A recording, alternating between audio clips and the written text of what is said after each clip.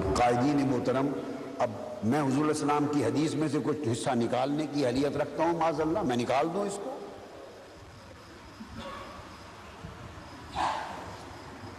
اگر آپ چاہیں کہ بیویوں کے ساتھ حسن سلوک کی بہت اہمیت، ذرا زیادہ ہی بات ہو گئی ہے، ہاتھ ہولا رکھو، مجھے کہا جاتا ہے ذرا ہاتھ ہلکا رکھیں، تو ہاتھ ہلکا تو اس طرح رکھو، چاہیں تو پھر حدیث پاک کا اس ٹکڑے کو حذف کر دوں، اس میں معاذ اللہ کافر ہو جاؤں، اپنا ایمان گوا دوں، حضور جہنم میں اپنا ٹھکانہ بنا لوں، حضور کی حدیث کو چھپا دوں، یا کچھ اور چیز اس میں اور ایڈ کر دوں، کو رد و بدل کر دوں، معاذ اللہ مسلمان تو کوئی نہیں کر سکتا۔ اب میں کیا کر سکتا ہوں بتائیے؟ میں آپ سے معافی کا خواستگار ہوں، میرا قول نہیں، آقا تاجدار کائنات کا فرمان ہے، یہ آقا علیہ السلام، یہ اسلام ہے۔ اور وہ لوگ جو مسلمان ہیں اور مغرب کے دل دادا ہیں، جنہیں اسلام کا خوبصورت چہرہ نہیں دکھایا گیا، جنہوں نے کسی سے سنا اور سمجھا نہیں ہے آ کر اسلام، ان کے لیے اور مغربی دنیا کو میسج دینا چاہتا ہوں، یہ پوری دنیا میں آئے گا یہ میرا خطاب، ان کو بتانا چاہتا ہوں، وہ جو چیمپئن بنتے ہیں ہیومن رائٹس کے، کیا انسانی حقوق کی اس سے بڑھ کر بات کائنات انسانی میں کوئی اور بھی کر سکتا ہے؟ کہ پیغمبر اسلام نے فرمایا کہ ایمان ہی اعلیٰ اس کا ہے جو اپنی بیوی کے ساتھ بہتر سلوک کرتا ہے، اس سے بڑا کمپلیمنٹ بھی کوئی دیا جا سکتا ہے؟ ہیومن رائٹس کی بات اس سے بڑی بھی کوئی ہو سکتی ہے؟ خواتین کے حقوق کی، خواتین کے ساتھ شفقت کی، خواتین کے ساتھ بھلائی کی، ان کے ساتھ نرمی کی، حسن سلوک کی، ان کے حقوق کے احترام کی، اس سے بڑی بات کہ آقا علیہ السلام نے ان کے ساتھ بھلائی کو ایمان، عین ایمان کا درجہ دے دیا۔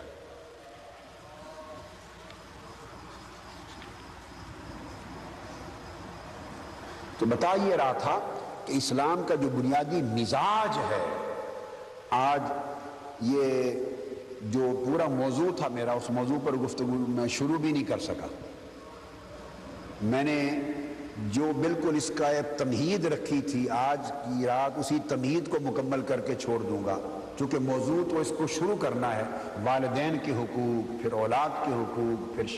شوہر کے حقوق، پھر بیوی کے حقوق، اعزاء اقارب کے حقوق، خونی رشتہ داروں کے حقوق، پڑوسیوں کے حقوق، کمزوروں یتیموں کے حقوق، مساکین کے حقوق، پھر غیر مسلموں کے حقوق۔ اصل خطاب کا موضوع تو یہ ہے جو میرا آگے چلنا تھا، یہ انشاءاللہ بعد میں الگ اس کو جاری رکھوں گا، ایک رات اور کر لیں گے۔ یہ میں بنیاد سمجھانا چاہ رہا تھا کہ اسلام کی پوری تعلیمات کی بنیاد اور اساس کیا ہے، مزاج کیا ہے اسلام اور قرآن و حدیث کا، کیونکہ اسلام کا جو بنیادی مزاج ہے وہ مزاج قائم ہی حسن خلق پر ہے، اور حسن خلق اور حسن اخلاق سارا نرمی، شفقت اور محبت کا نام ہے۔ حضرت جابر بن عبداللہ رضی اللہ تعالیٰ عنہ روایت کرتے ہیں، ان رسول اللہ صلی اللہ علیہ وسلم قال ان من احبکم الی واقربکم منی مجلسا یوم القیامہ احاسنکم اخلاقا۔ فرمایا قیامت کے دن تم میں سے میرے نزدیک سب سے زیادہ جو شخص مجھے محبوب ہے، جس شخص کے ساتھ مجھے سب سے زیادہ محبت ہے، جو مجھے محبوب ہے، اور قیامت کے دن جسے اپنی مجلس میں سب سے زیادہ قریب بٹھاؤں گا اپنی مجلس میں، وہ معلوم ہے کون شخص ہوگا؟ صحابہ کرام چونکے آقا، وہ کون خوش نصیب ہے جسے آپ اپنا محبوب بتا رہے ہیں کہ جس کے ساتھ مجھے محبت ہے، وہ کون خوش نصیب ہے جس کے لیے آپ فرما رہے ہیں کہ قیامت کے دن مجلس میں اسے اپنے قریب ترین بٹھاؤں گا؟ فرمایا احاسنکم اخلاقا، جس کے اخلاق لوگوں کے ساتھ اچھے ہیں۔ اعتکاف میں حسن اخلاق کا سبق لے کے جائیں، پوری زندگی کو تبدیل کر لیں، اس ایمان کے تصور کے ارد گرد گھمائیں۔ آقا علیہ السلام نے یہاں تک فرمایا، حضرت عائشہ صدیقہ رضی اللہ تعالی عنہا راوی ہیں، فرماتی ہیں قالت سمعت رسول اللہ صلی اللہ علیہ وآلہ وسلم قال، میں نے آقا علیہ السلام سے سنا، یقول ان المؤمن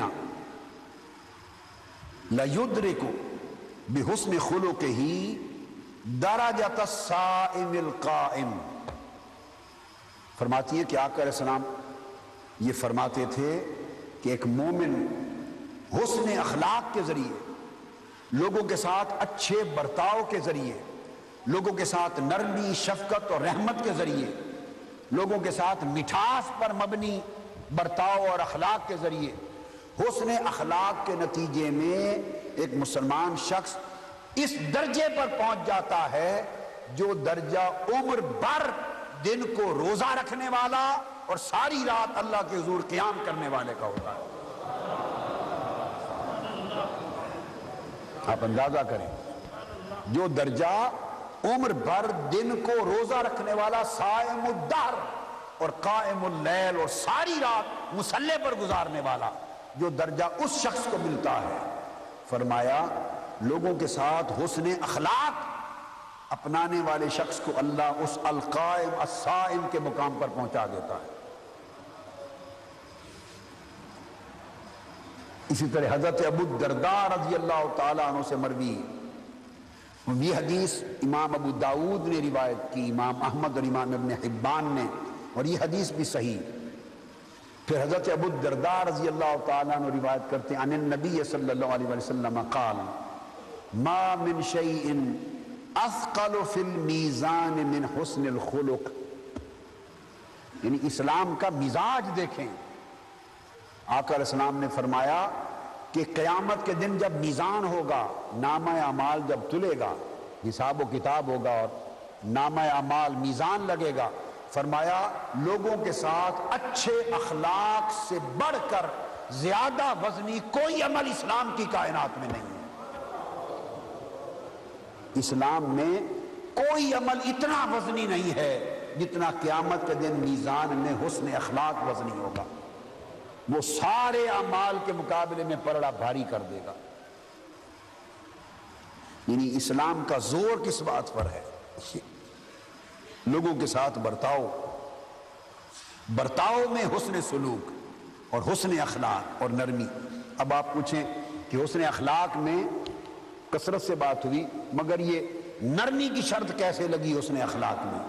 اس کی تعریف آقا علیہ السلام نے خود فرمائی۔ عبداللہ ابن مسعود رضی اللہ تعالیٰ عنہ حدیث کے راوی ہیں، امام احمد بن حنبل نے اور امام ابن حبان نے اس کو روایت کیا، فرماتے ہیں ان رسول اللہ صلی اللہ علیہ وسلم قال حرم علی النار کل ہین سہل قریب من الناس۔ آقا علیہ السلام نے فرمایا اس شخص پر دوزخ کی آگ حرام کر دی گئی ہے، اس شخص پر دوزخ کی آگ جہنم حرام کر دی گئی ہے۔ کس پر؟ جو شخص لوگوں کے ساتھ نرم خو ہے، لوگوں کے ساتھ اخلاق اور برتاؤ میں جس کی طبیعت میں نرمی ہے، اور جو خوش اخلاق ہے، اور جو لوگوں کے ساتھ اپنی طبیعت کی نرمی اور ملائمت اور ملاطفت کی وجہ سے لوگوں کے ساتھ قریب رہتا ہے، لوگوں کو دھکے نہیں دیتا، خود سے دور نہیں کرتا، لوگوں کو قریب رکھتا ہے، لوگوں سے محبت کرتا ہے، لوگوں سے پیار کرتا ہے، خود ان کے قریب بیٹھتا ہے مجالس میں، تو جو لوگوں سے قربت رکھتا ہے، اپنے اخلاق کو پیارا رکھتا ہے، اپنی طبیعت کو نرم رکھتا ہے، فرمایا ایسے شخص پر اللہ نے دوزخ کی آگ حرام کر دی ہے۔ اس سے بڑھ کر امن اور سلامتی اور شفقت اور رحمت اور الفت اور محبت کا پیغام اور دنیا کا کون سا تصور دے سکتا ہے؟ پھر حضرت ابو ذر غفاری رضی اللہ تعالیٰ عنہ روایت کرتے ہیں، جامع ترمذی میں، ابن حبان میں، طبرانی اور بزار میں حدیث آئی ہے، انہوں نے فرمایا قال رسول اللہ صلی اللہ علیہ وآلہ وسلم، اب اس نے خلق اور نرمی طبیعت کی، اب اس کی علامت بیان کی آقا علیہ السلام نے کہ کم سے کم علامت کیا ہے؟ فرمایا تبسمک فی وجہ اخیک لک صدقۃ، کہ اس نے اخلاق جو دوزخ کی آگ کو بھی حرام کر دیتا ہے، آقا اس کی کوئی تفصیل بھی سمجھا دیں۔ آقا علیہ السلام نے فرمایا اپنے مسلمان بھائی یا کسی بھائی سے ملو تو ملاقات کے وقت تمہارے چہرے پہ تبسم آ جائے، یہ بھی اللہ کے ہاں صدقہ ہے، عبادت ہے۔ صرف تبسم، سمائل دے دینا، سمائلنگ فیس کے ساتھ ملنا، یہ بھی اس نے خلق ہے اور صدقہ اور خیرات ہے۔ ایک سمائل کرنا بھی چیریٹی ہے، اسمائل دینا، مسکرانا اور مسکرا کے ملنا بھی چیریٹی ہے۔ ہمارے تو چہروں کے جو فیچرز ہی اتنے سخت ہو گئے ہیں کہ کوشش بھی کریں تو مسکرانا نہیں آتا، جلالی فیچرز ہیں، کوشش بھی کریں تو مسکرانا نہیں آتا،